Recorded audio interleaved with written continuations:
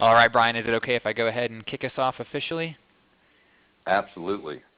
All right, cool. Well, good afternoon, everyone, if you are on the East Coast, and good morning if you are on the West Coast or somewhere in between. Thanks for joining us for today's Bloomerang webinar, Asking Styles, a Revolutionary Concept in the Field. And my name is Stephen Shattuck, and I am the Chief Engagement Officer over here at Bloomerang, and I'll be moderating today's discussion. And just a couple of news and notes before we begin officially. Just want to let you all know that we are recording this presentation, and I will be sending out the recording as well as the slides later on this afternoon. So if you have to leave early, or perhaps if you want to review the content later on, you'll be able to do that. Have no fear. Just look for an email from me later on this afternoon with all those goodies. And please feel free to make use of that chat screen right there on your webinar interface. We're going to save some time for Q&A at the end. So don't be shy. Send us your questions and comments, and we'll try to get to just as many of those before 2 o'clock Eastern as we can. You can also follow along on Twitter. You can send us your tweets there. Use the hashtag Bloomerang, or send us a message directly at Bloomerang Tech. And if you are listening today via your computer speakers, if you have any trouble, try dialing in by phone. We find that the phones are usually a little bit better quality. If you have a phone nearby and don't mind doing that, give that a try before you give up completely. Usually the phone is a little bit better than the internet audio. So just look for that email from ReadyTalk that went out about an hour ago, and you'll find that phone number. And if this is your first webinar with us, I want to say a special welcome to you. We do these webinars just about every Thursday here at Bloomerang. But in addition to that, we offer donor management software. So if you're interested in that or perhaps going to be shopping for something soon, check us out. You can even watch a short video demo and get a sense of all the stuff the software can do. Don't even have to talk to a salesperson if you don't want to. So visit our website if you are interested in learning more. But for now, I am super excited to introduce today's guest. He is my new friend. He's joining us from a snowy New Jersey. His travel got bogged down today, so we were the beneficiaries of that. He's hanging out with us for the next hour or so. Brian Saber. Brian, how's it going? It is going well, thank you. And thanks for having me being today. here.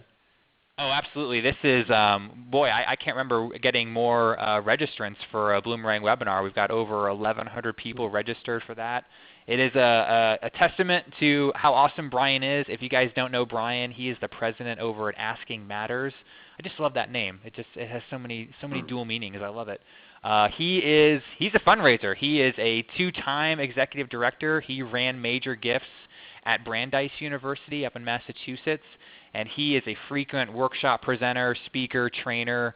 He's helped lots of organizations, including Prevent Child Abuse America, the Archdiocese of LA, Social Venture Partners International, NPR, Volunteers of America. Brian, I don't know how you have time for all this and still do webinars for us, so this is awesome. Brian's a great guy. My pleasure. He's going to help us all learn about face-to-face solicitation. So I'm going to pipe down and let Brian take it away. He's going to do a little screen share, and then we'll get going. So Brian, it's all yours, my friend. Okay, great. Well, thank you so much for having me here today. I'm delighted to be with you to talk about the asking styles. I did get that wonderful introduction I hope I can live up to. I have been working in the field since I graduated college. I didn't grow up thinking I'd be a fundraiser. I didn't go into the nonprofit world thinking that I would be a fundraiser. I just wanted to make a difference, and I think that's the story for most of us. And one day someone asked me to help with a special event. One day someone asked me to read a grant proposal, and next thing I knew I was a fundraiser. And even though I spend most of my time now coaching, training, and speaking on the topic, I actually still fundraise, as all of you do. I'm finishing up a capital campaign in Chicago. I'm sure there are some of you on the line from there. I've been working with Northwestern University Settlement House in Westtown, actually for 25 years. And I'm about to start a campaign closer to home. I'm in South Orange, New Jersey, and the campaign's in Millburn for the Education Foundation there. And in both those cases, I am helping with lead asks. I made most of the lead asks in Chicago. I put that out there because I am in the field. I still find asking both fascinating and, it's important to understand, daunting. Because people say, well, Brian, he's the expert. He's been doing it. He's the slick guy. Of course he can do it and can do it well, but I'm not him. And I think it's important for everyone to understand that I am no more a classic fundraiser. We're going to talk about what that is or isn't anyway, than any of you. This is not necessarily what I was born to do, but it turned out to be what I was good at and could bring to the field. But it still challenges me in some way, even after being on more than 3,000 solicitation meetings in my career. So I like to frame my presentation in that context because I am there alongside with you. So today we're here to talk about the asking styles. And the asking styles came about when Andrea Kilstead, who I know has been a presenter here as well, she and I built Asking Matters, and our thought was, what can we bring to the field? Where is a key challenge? And we realized that people do struggle to fundraise, to understand how to do it well. They think that there is just one way to do it, and they don't know that way. And what we realized from our own careers was that there are really many different ways to be effective, right? Many different ways to ask. They're different, and they're dependent on who we are. And that asking is as much about a relationship as it is any best practices. That relationship is dependent not only on knowing who your donor is, but knowing who you are and understanding your strengths and your challenges and working with them. So we decided we were going to focus on someone's asking style. So of course the question was, well, what would the key characteristics of an asking style be? Not surprisingly, the first one is, how do you interact with people? Are you extroverted or introverted? Where do you derive your energy? And now this doesn't mean introverts don't like to be with people, right? This doesn't mean that introverts are loners, but that there's an energy equation here. And some of this comes from whether you talk to think or think to talk.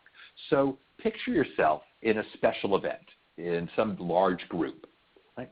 Well, in that group, the conversation tends to ricochet around. It goes fast. You go from one grouping to another. Right? Well, for extroverts, since you are good at thinking and talking at the same time, that plays into the rhythm of that type of conversation. And it doesn't take your energy. In a way, you thrive on it because things are moving fast and you're keeping up with it.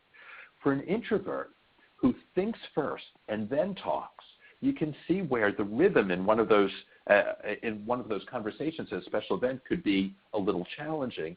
And it also can be when you're meeting someone new or when you're in any situation that might cause a little awkwardness or anxiety, such as you're sitting down to ask someone for a gift, where you want to think first and then talk.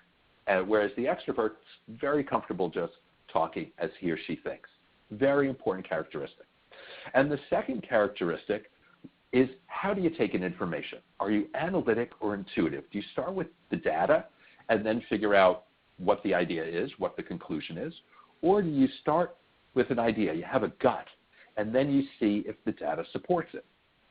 Now, this is important because it, number one, affects why you care about an organization, why you're even working at an organization, and how you're going to communicate about that organization to others.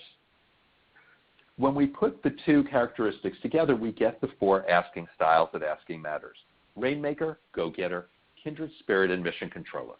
So I'm now going to describe the four of them to you, and when I'm done, I'm actually going to put up a poll. Steve's going to put up a poll for us that will ask you which style you think is your primary asking style. And we say primary because no one fits cleanly in one box or quadrant in life, and depending on the situation, we might feel more or less analytic. We might use more of our intuitive side and such. But generally, one of these four sounds more like us than the other. So let's walk through them. So we start with the Rainmaker, the analytic extrovert. This is the classic fundraiser, meaning when people think fundraiser, when they hear someone's a fundraiser, this is who they think the fundraiser is. Someone who's really goal-oriented and competitive and driven, always has his or her eye on the prize, wants to close that gift, wants to get the big gift, wants to come out on top, very strategic about how he or she goes about it to ensure that result, very objective, everything's fact-based. Right? Now, some of the reason people think this is that stereotypical or ultimate fundraiser is because these are very sales qualities, right? This idea of being goal-oriented and competitive and driven to close the gift, Now, these are great qualities for fundraising. They're just not the only ones. And this is not to say the Rainmaker only has these qualities, but the Rainmaker has these qualities in spades. Contrast that with the go-getter, our intuitive extrovert. Just much the opposite. Lots of energy, creative, quick on one's feet, engaging, life of the party. Right? The go-getters like parties and gatherings more than anyone. They're so comfortable walking in when the party is roaring, right, and being in the mix. And they're big picture thinkers. I actually am very drawn to go-getters in life. Very interesting. I think it's because of the passion and because of that energy and that big picture thinking about the future. Go-getters. Kindred spirits. I'm a kindred spirit. Some think I cover that very well through all my presentations, and I come off as so confident and able to do things, and I think that's because I'm a bit of an actor, like a presenter in my coaching and my training and such. But actually, when you dive in deep, an introverted intuitive. First of all, we're feelings oriented, and that's good in terms of relationship, though sometimes that can make us conflict averse, which is a challenge. We tend to be very thoughtful and caring and attentive, great skills for fundraising, where we're supposed to help a donor feel good and get connected to the organization, feel heard, feel seen. Great skills, as you can see, vastly different core skills from the Rainmaker. And then we have the mission controller, the analytic introvert, the Eagle Scout, the person who always gets the job done, systematic, thorough, methodical, responsible, the best listener of the four. We all know listening is a really key trait in fundraising. Mission controllers, very happy to observe, sit back, observe, and listen. Very detailed. Again, great skills, different from the others. Now, one other way I like to look at these asking styles is through the question each of us asks when we're trying to figure something out, why something's important to us, how we're going to move through something. So the Rainmaker asks, what's the goal? Right? And that goal is usually quantitative, right? It's easy to measure. What's the goal? That's what's going to drive the Rainmaker, trying to reach that goal. Now, the go-getter is also looking at in the future, but it's more general because the go-getter is an intuitive. So it's more, what's the opportunity? Right? What's the opportunity? The kindred spirit, for the kindred spirit, it's very personal. So what moves my heart? What am I feeling? And the mission controller asks, what's the plan?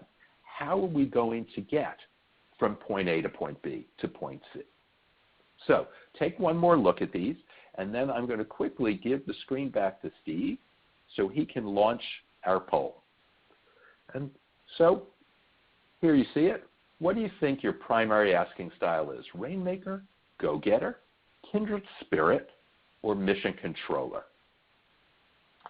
Let's see, we'll give you maybe 10, 15 more seconds at most. Don't overthink this, right? And of course, based on our style, right, the analytics are going to probably think it through more. The intuitives are just going to have a gut, right? So the kindred spirit and go-getter responses are probably going to come in first. So let's see, we've got a couple of hundred of you. So Steve, let's close the poll and share the results and see what we've got. Let's see. Well, I can do that too. Can I do that? Let's see. There we go. So hopefully you can all see those on the screen now. This is not surprising. Rainmaker, only 10%. Now, part of this is that we tend to think we're a little less analytic and a little less extroverted than we might be. But in truth,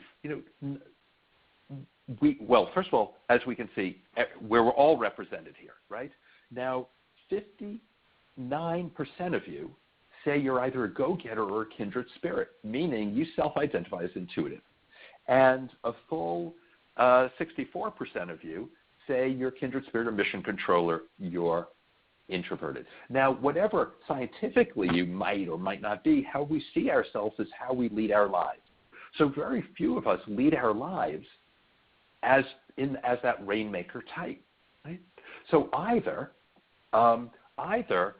very few of us can be a good fundraiser, or more to the point, we all can be good fundraisers. We all have a different skill set, and the goal is to apply those skills so that we can fundraise more effectively and more comfortably. So let me take back the screen and let's continue with the presentation. So I often get asked, is there a more scientific way to know my asking style? And there is. So not now, but after. You can go to our website either on your computer, your tablet, your phone, and there's a 30-question true-false assessment there.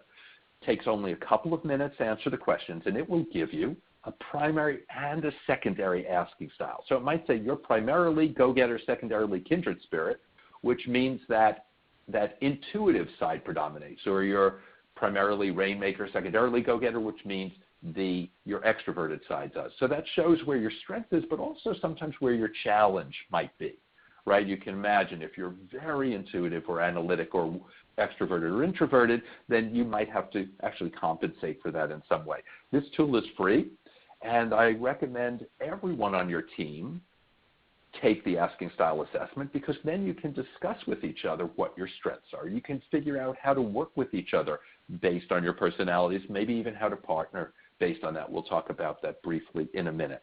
But the key to take away here is that none of these styles is necessarily any more or less effective than the other. They are just different. They're different. So now that we have an idea of our asking style, we're going to apply it. So at Asking Matters, we teach according to a framework we developed called the 5 steps of the ask. And those 5 steps are selecting prospects, preparing the ask, setting up the meeting, asking for the gift, and following through. And I'm going to go through the steps, and in each step give you an example of how to use your asking style to your best advantage. So let's start. We start with selecting prospects. So remember our asking style. Just because someone is a great prospect for the organization doesn't mean this person is the best prospect for you. Now, if you're a very experienced fundraiser, you're going to have a big toolkit to work with, right? You have a lot of skills you've developed. You may be able to fundraise equally well with anyone, though I find even today I fundraise better with certain types of people, even after all those asks. But for most of us who are less experienced, this can really make a difference. And let's think of our board members. Almost all of you, I'm sure, are working in organizations, and you're trying to get your boards to fundraise. They have very little experience. How do you match them up so that they're going to have a better chance of success? So here are some guidelines for how your asking style might impact who's best for you. Rainmaker, and we've got 10% of you on the line today. Rainmakers, absolutely give Rainmakers top dollar prospects, because Rainmakers are the most motivated to maximize the gift, right? It's that goal orientation, it's the drive, it's the competitiveness that we all don't actually have that same amount of that, right? So the Rainmaker is most likely to maximize that gift. Rainmakers are great with their business contacts because they use those contacts professionally and personally. And Rainmakers are great with new prospects because they like the challenge. Can I turn this person into a donor? Now, go-getters tend to like new prospects as well, but it's because they like meeting and befriending new people. They find it interesting getting to know people, and actually the most likely then to continue those relationships, often on a social level. Go-getters are fine with their friends and acquaintances because for go-getters, life tends to blur together, the professional and the personal, right? Boundaries aren't as strong with go-getters, so they're often the most willing to solicit their own friends and acquaintances. Not so kindred spirits. It took me 25 years of my feelings-oriented, touchy-feely personality to realize that my soliciting friends and family was really loaded. Some didn't give, or they didn't give to the extent they could. I always took it personally, and I finally realized for where I volunteer that friends and family were not going to be the people I solicit. So who do kindred spirits solicit? Well, if you're starting out, or if you've got a board member and you want that board member to get some early wins, go to those likely to say yes, where the issue isn't whether someone will give, but how much. Board members who are required to give, regular ongoing donors, close volunteers, the organization's friends, not the kindred spirits friends, but the organization's friends. Because what's important for a kindred spirit is to develop a track record and become more comfortable. Because that fear of rejection, which everyone has to some extent, or most of us have, is really compounded for the kindred spirit. And then we've got mission controllers. So we're mostly talking about individuals today because almost all charitable dollars come from individuals. And 7.5% of all those dollars come from small family foundations or individual foundations where the money's parked somewhere for tax reasons, for the future, there's a family dynamic. It's really an individual, a couple, a family making the decision. So why mission controllers? Because foundations tend to be a little bit more structured, a little more formal, a little more procedural than an individual just giving his or her own money out of a checkbook. And that works well for a mission controller who likes structure and planning and framework. So if there are guidelines, if there's a proposal, and so forth, that is in the mission controller's comfort zone. And also the mission controller is going to be good at following that plan. Mission controllers are fine with their friends. That's their objective side and methodical side of getting it done. And here's an interesting one, should be seen. I talk about the mission controller being the Eagle Scout, the good doobie who gets everything done. So we all have good intentions. Okay, I'm going to contact these 4 people and ask for a gift. And then things interfere and time lapses, or we start to feel a little shy about going out and asking. But if you give a prospect or an assignment to a mission controller, the mission controller is going to get that done. So if you have someone who really should be seen because you're not sure you'll get a gift otherwise, maybe someone thinks there's mission creep, or they had a bad seat at the benefit, or they didn't like the thank you note they got. There are so many reasons why a donor might have his or her feathers ruffled. You want to make sure that person is seen and heard. So you might assign that person to a mission controller. And here's another way to look at the asking styles in terms of prospects, and that is whether you're analytic or intuitive. We're going to talk about case for support in a minute. And the spoiler alert is that the case has to be your own. It's not about saying what you think the donor wants to hear. But to the extent that you and your donor are both analytics or intuitives, you tend to talk the same language to begin with. Now, I have my buddy in Chicago, Ron Manderscheid, the president of Northwestern Settlement. He's been there the whole 25 years I've been working there. And we've been on at least, I say 500, but it could be 750 meetings together. He's a go-getter. So what's interesting is we're both intuitives, which means neither of us comes with the analytic side. Right? Now, it doesn't mean we can't answer a question an analytic donor has, but we don't tend to talk in an analytic way because it's just not us. So we're aware of that, and we try to compensate for that. But when we're with an intuitive, the conversation has a different rhythm. So we could spend an hour on selecting prospects, but we're on to preparing the ask. And we are going to talk here about, I think we've got 2 items, but the main one is making your case. So a case.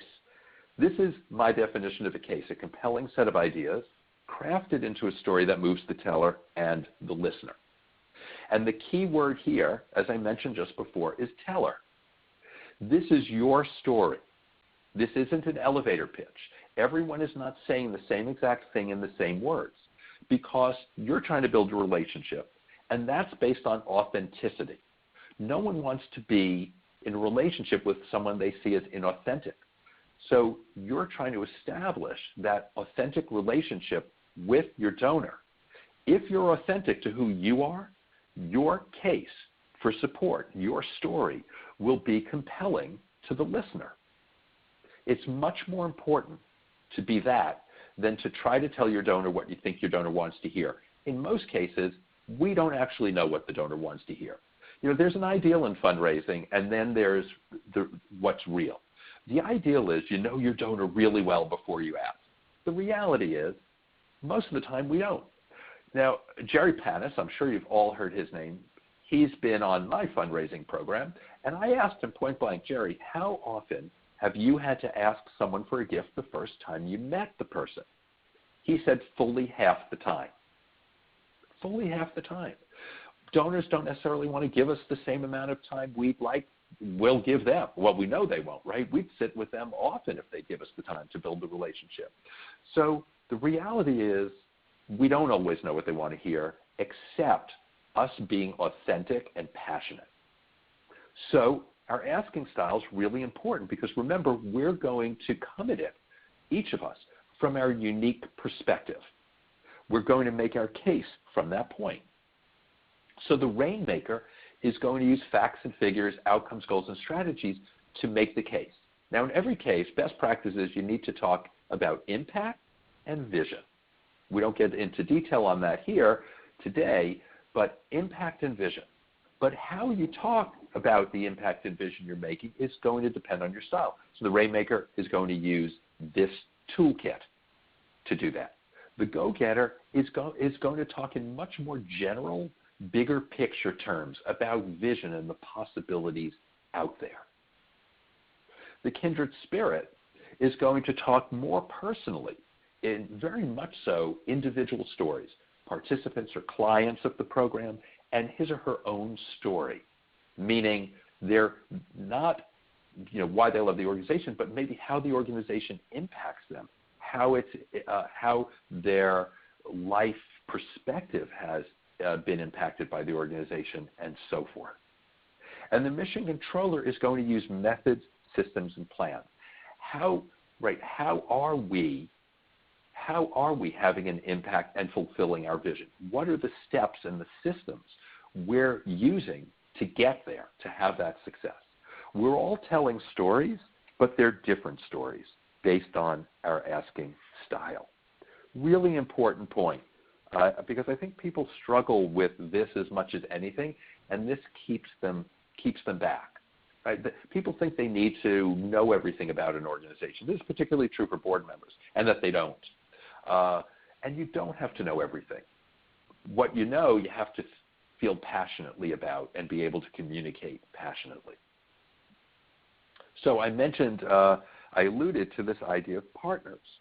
I'm a big fan of partnering on asks. Now, it might be because I'm a kindred spirit and it gives me a little more confidence to do it, but I think there's a lot to be gained in almost every case. Once in a while, I must meet with someone one-on-one. There's some relationship or confidentiality issue or whatever, but usually I can partner. And there are lots of permutations for partners depending on relationships, depending on hierarchy, depending on who's available and such, and many of them can work. And I find when I partner, it makes the ask richer because we can play off each other, right? Each of us has strengths. We get to an awkward point, someone else can pick up on that, someone can hear where I'm leaving something out and add that in, and so forth. It helps in terms of planning, going together, debriefing afterwards. So big fan of partnering. And the asking styles can be a roadmap, right? Because the ideal is to partner with someone diagonally across the grid. Because if you do, then you've covered all the bases. Meaning you have your extrovert, your introvert, your analytic, and your intuitive, or at least a bit of each. And then wherever your donor is on the spectrum here, you probably can relate. And it's helpful to have an extrovert and an introvert together on the ask. because one is going to talk more and one is going to listen more. So when I'm in my meetings with Ron, and it's actually perfect because he's the visionary, the head of the organization, so it works well that he's the extrovert who does most of the talking. And I sit back and do the listening. You can't do both at the same time. Really hard to do.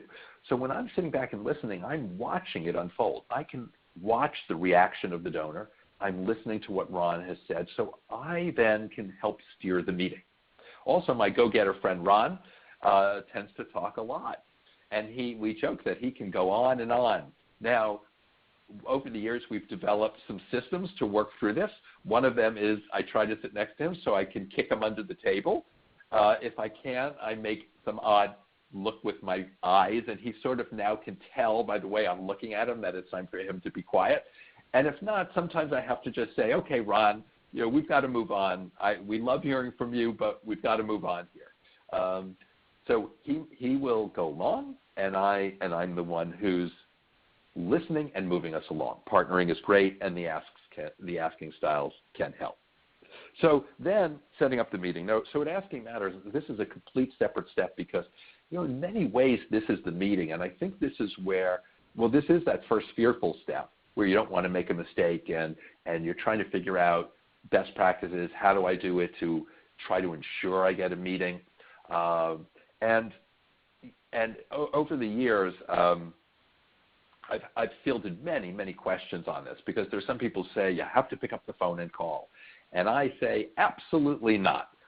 Email's been my best friend for 15 years. I am really thrilled when I don't have to pick up the phone. I've never liked the phone. I find it difficult even in my personal life often.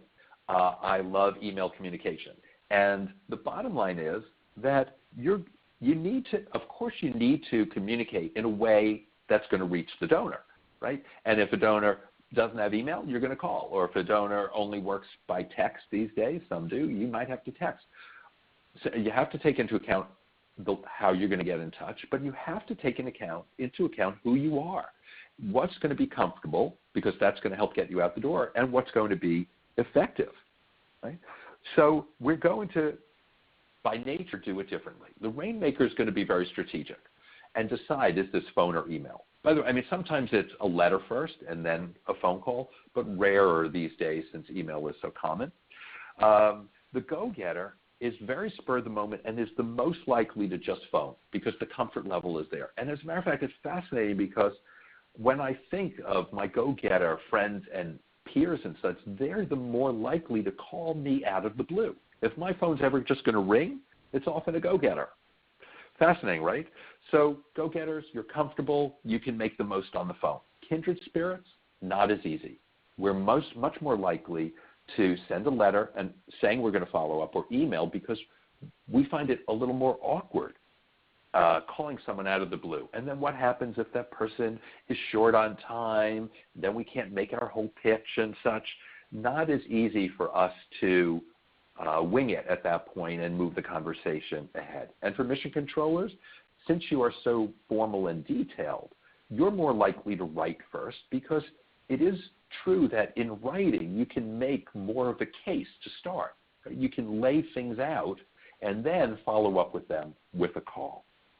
So our asking style is going to impact how we reach out to set up that meeting.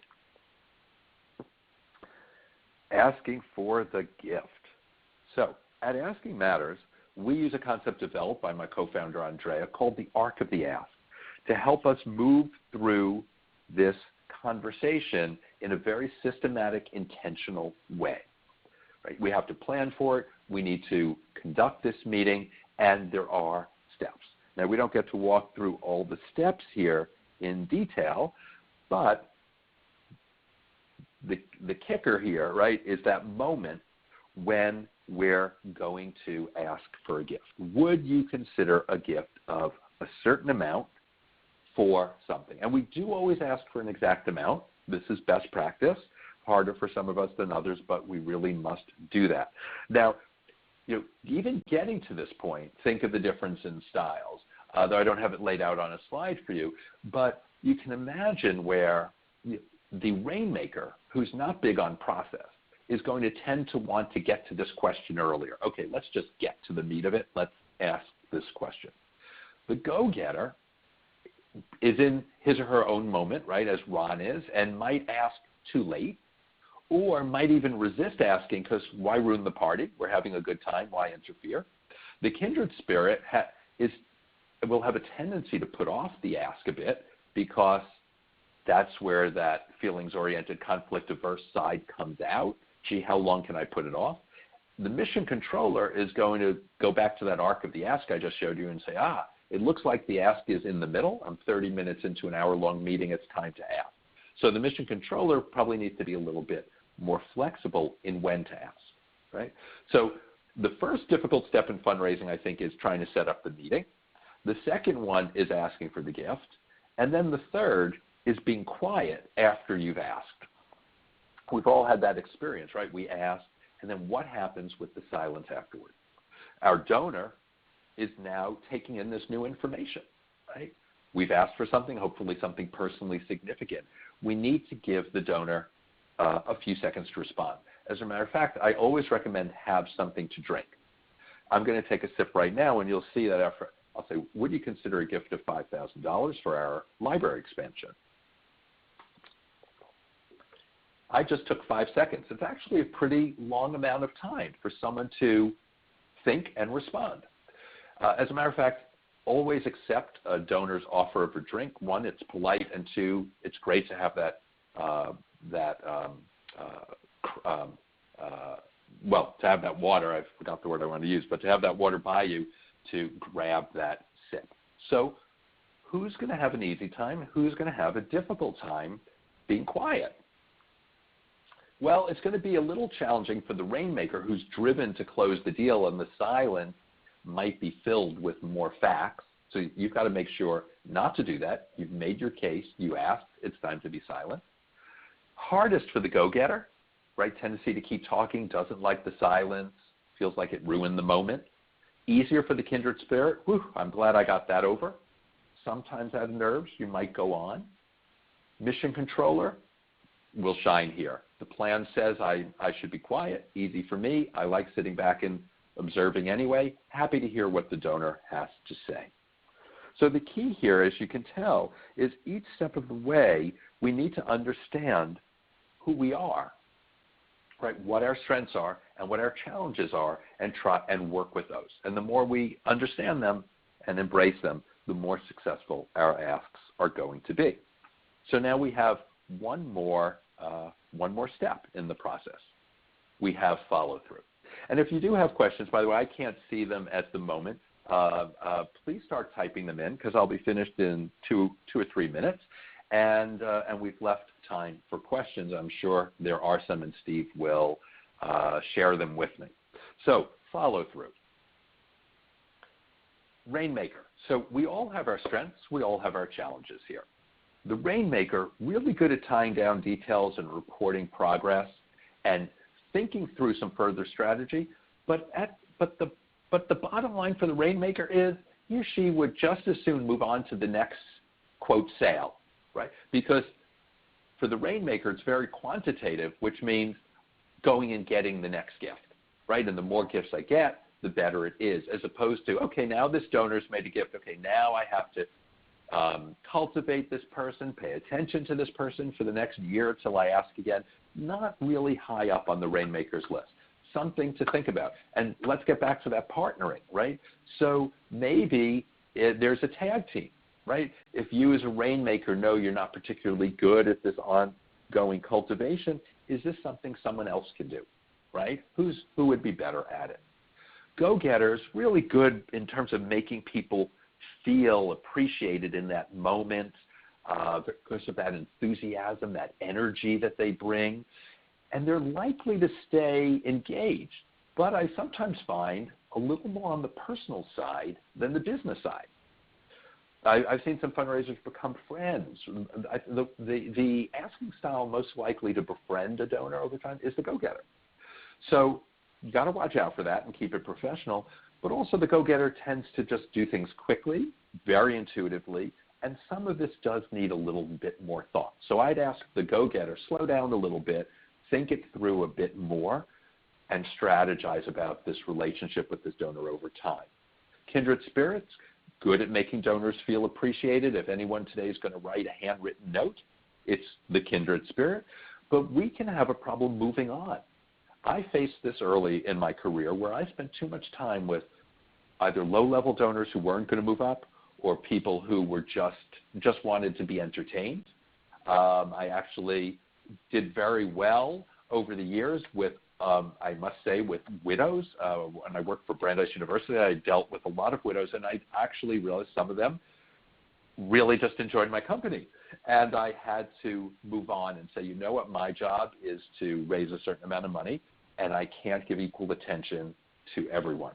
And the mission controller, great on all that systematic, thorough stuff. If anyone's going to write a good contact report saying what happened in the meeting, it's a mission controller. You can imagine, easy for a mission controller, very difficult for a go-getter to sit down and write that all out. The mission controller has to make sure not to be too methodical.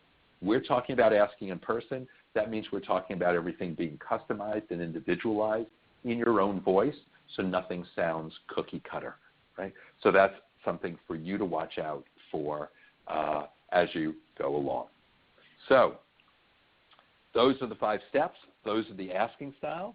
And now, Steve, I'm happy to entertain questions. Awesome. Well, we've got a lot of questions here already, and if Good. you were sitting on your hands, now is the time. We've got an extra probably 12 or 13 minutes we can devote to questions here. So if you haven't asked one but something's on your mind, let us know, because obviously Brian is super smart and super knowledgeable. Brian, thanks. This was really awesome. I was sitting here taking notes, especially when you were talking about Kindred What's your style? Spirit. I think Kindred Spirit, which it was nice to know that you are as well. Because I'm usually a little introverted, although I'm not shy, but I am introverted, so that's kind of where I landed. Got it. Good. So, questions. So here's some questions. Libby was wondering, why do you need to ask for an exact amount? What's sort of the importance of putting on that actual right to the dollar amount? Okay. Yeah. There are 2 reasons. The first is that your donor is expecting it. You've asked your donor to come to a meeting. Would you consider meeting with me? I'd like to ask you to meet with me, however you phrase it, to talk about a gift to ABC Community House, right? Your donor assumes you have something in mind, right? There's some credible reason and something specific. If you don't have an exact amount, it feels like fishing, right? When you say, would you consider a gift of $5,000, you are telegraphing to the donor a lot. It means you've thought this out, you've thought about the relationship, they assume it means you've thought this through, and for some set of reasons, this is the right amount to request. You know, if your donor, and you and I know, we obsess on this. This is the number one thing we obsess on because we're trying to get it, quote, right? So we go back and forth. Oh, well, we should ask for $10,000 because they had a really good year. Oh, yeah, but they just finished remodeling their kitchen and blah, blah, blah. Oh, yes, but they made this size gift somewhere else, right? We go through it. So we actually do spend a lot of time thinking about it. And if our donor were to say, gee, how did you come up with that amount? You could credibly say how you came up with it. Now, your premises might not have been right, but it shows you've thought it through. That all gets telegraphed when you ask for an exact amount. People sometimes will say, well, can I ask for a range? Never. If you ask for $5,000 to $10,000, what's the difference? Why give 10? You're saying anything from 5 to 10 would be good. Well, I'm not likely to give more than what would, right? I'm trying to come through for you. I'm the donor. I want to come through. I want to be seen as good. We're empathizing with each other. We're in person. Now you're telling me I can come through. I can be seen as good if I give 5,000 or 10,000. Well, I'll give 5,000. Right. Right? So a range doesn't work. And I mean, we're guiding someone, and we're negotiating. So we have to have a starting point so that people understand the range in which we're trying to work with them. So, and it seems like people would gravitate towards the lower amount in a range anyway, right? Absolutely, absolutely. And I know people are afraid of asking for too much. And once in a while, I've had a donor react in some bad way. And I as a kindred spirit, I felt awful about it. But then I came to realize, you know what? Why did that donor take it out on me? First of all, we're supposed to be on the same side here. Second of all, doesn't this donor want me to raise as much money as possible? So is this donor saying I shouldn't shoot for the stars with him or her? I should do that with everyone else, but I should ask for a lower amount here? My job is to raise as much money as possible. Okay, I'm the good doobie doing that, either as a staff member or a volunteer. Just tell me I'm out of the ballpark. Be an adult about it. So and if I always feared asking for too much, I'd always ask for too little, and that's not my job. So, and then some people say, well, what if I'm asking, I could ask for too little, then the donor says yes right away. Well, for next year to ask for more, because this should be a long-term relationship with multiple gifts, and you're getting a better sense each time you meet and talk about a gift of what the donor's capacity is.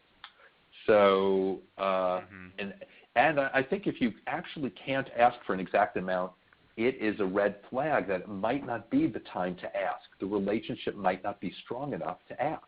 There should be enough relationship there to withstand, let's say, an ask that turns out to be way out of line. Like Ron and I, we were in a meeting for this.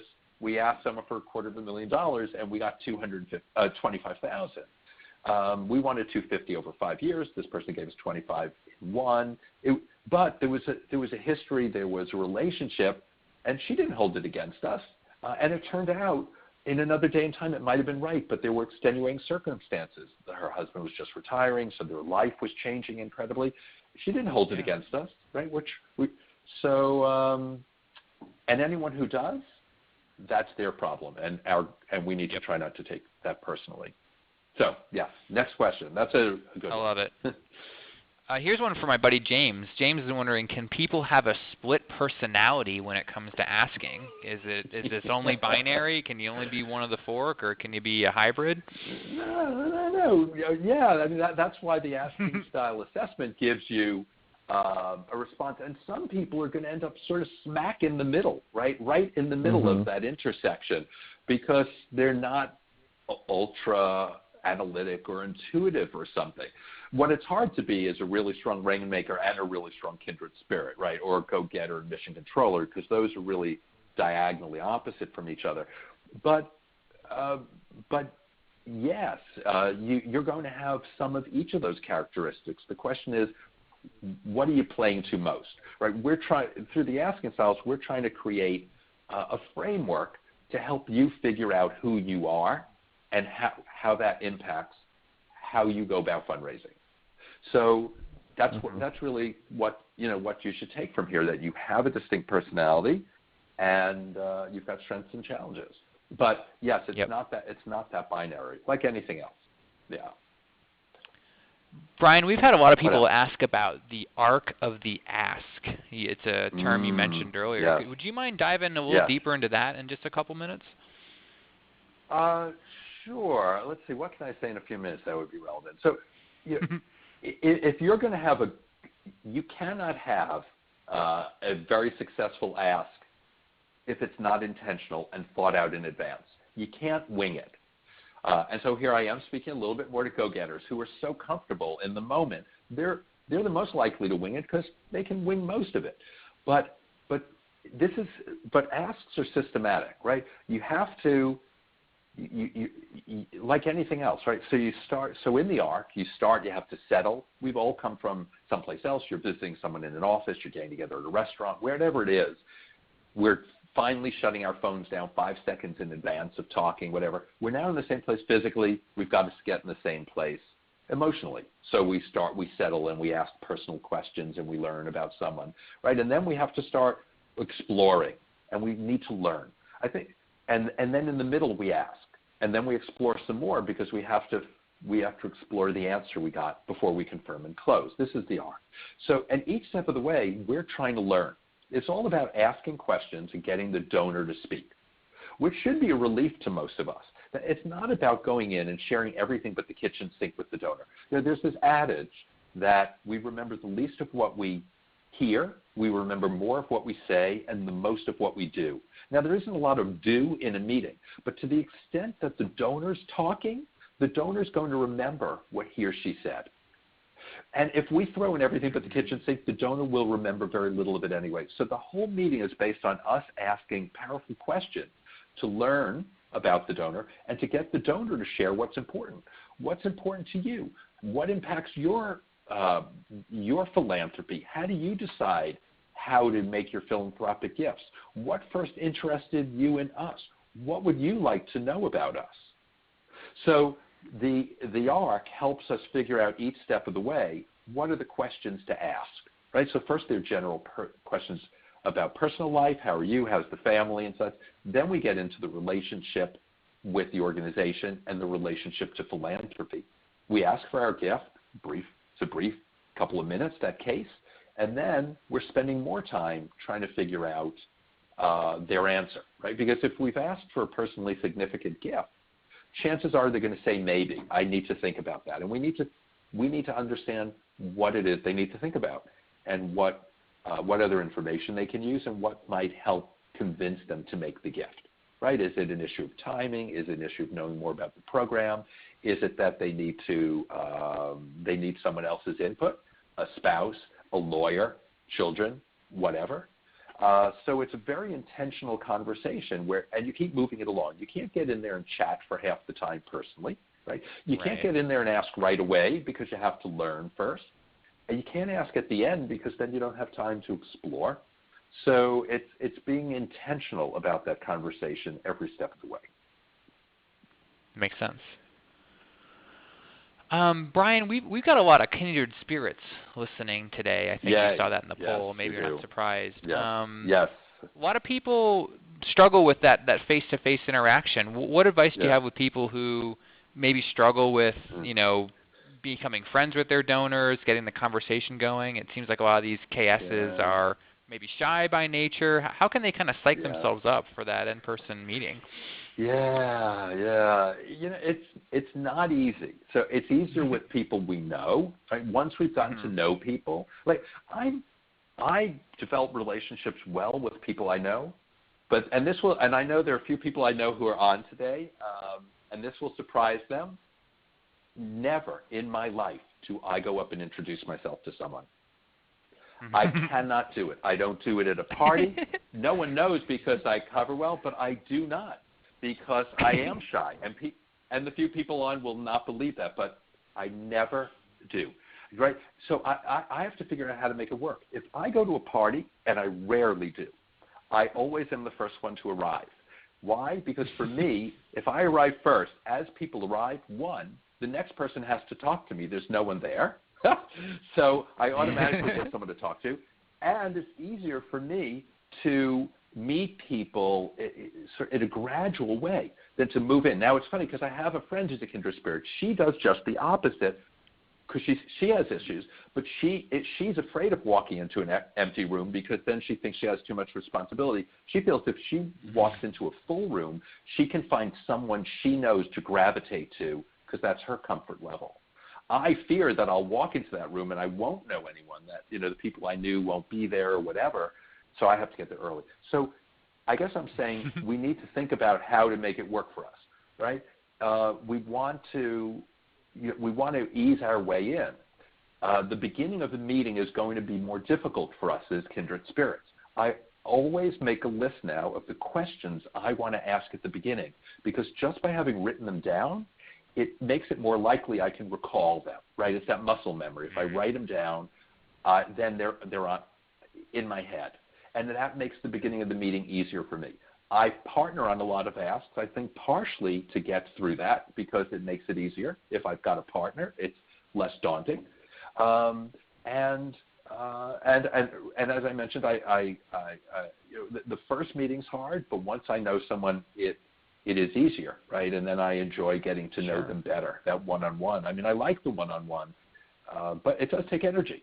It takes more of our energy. So being in the right mindset, and that includes, by the way, reminding ourselves it's not about us. So there are a whole bunch of things you have to remind yourself of before you go out. I say to be focused and strong. And one of them is, it isn't about me. Whatever happens, if I did my homework, if I'm being respectful, if I'm asking questions, if whatever, I'm doing my job. And whatever happens is not a reflection on me. I know I'm a good person. I know I'm a thoughtful person. And as I said, I'm doing my job. So, and one more point, donors are often anxious. So the other thing to consider, and this is a good icebreaker, is to say, thank you so much for meeting with me. I know it can sometimes be awkward, and it just shows how much you care that you're willing to meet with us to talk about a gift to the institution, right? We admit it's awkward, but we do it for the betterment of society, right? To help this organization we both care about thrive. So there are a number of things we have to do as kindred spirits that maybe a go-getter doesn't have to do, right?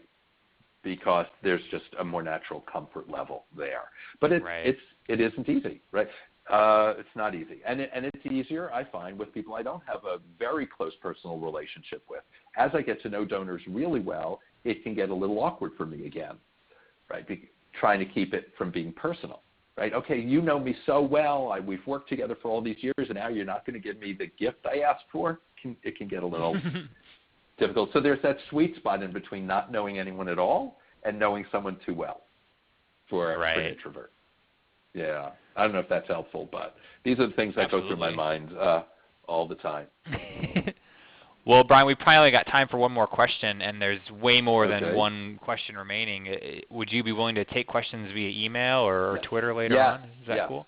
I would. Yeah, not Twitter. I'm not. No Twitter. I'm not big on Twitter. But absolutely, my email's brian@askingmatters.com. Feel free to email me a question, and I'll give you an answer, because obviously we can't get to them today. I'm happy to do that. Yeah. Truly.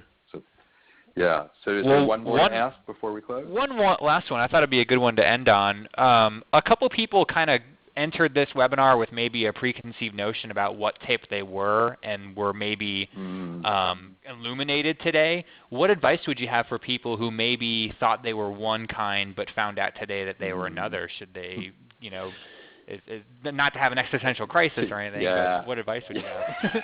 Exactly. Run to the therapist. No. Right. Two things. One is this is just a guide, right?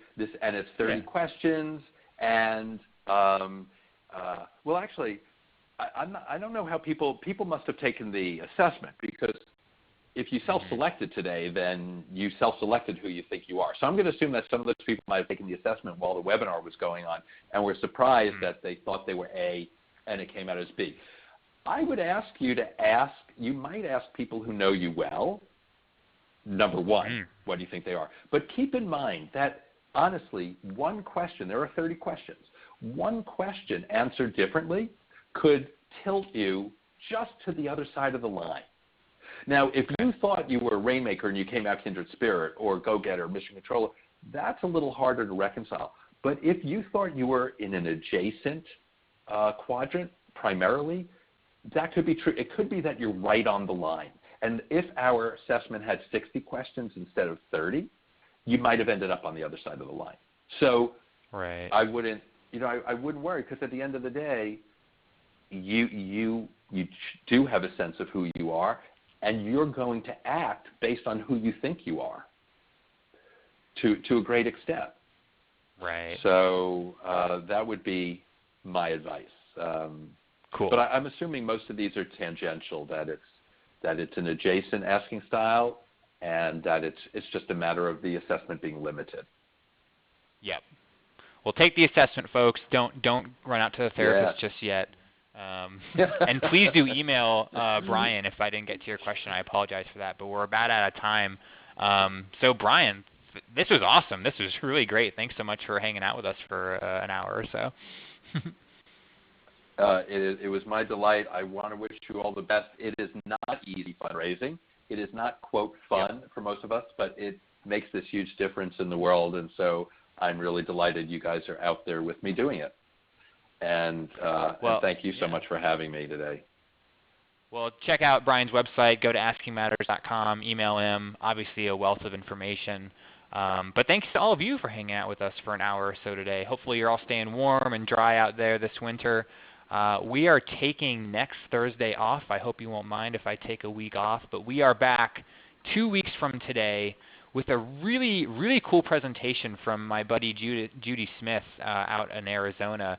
She's going to talk about how to approach women donors, female donors specifically. She's got some really cool new research and data to show that may give us some insights on how to approach female donors specifically. So don't miss that one. Obviously, if you're anything like my household, my wife runs our charitable giving as so many other households do. So check that one out. It's going to be really cool, really interesting. If that one doesn't quite tickle your fancy, there are other webinars that you can register for right on our webinar page. We'd love to see you on another Thursday, hopefully in 2 weeks from now. So thanks again for hanging out with us. Look for the recording. I'll email that out a little bit later on.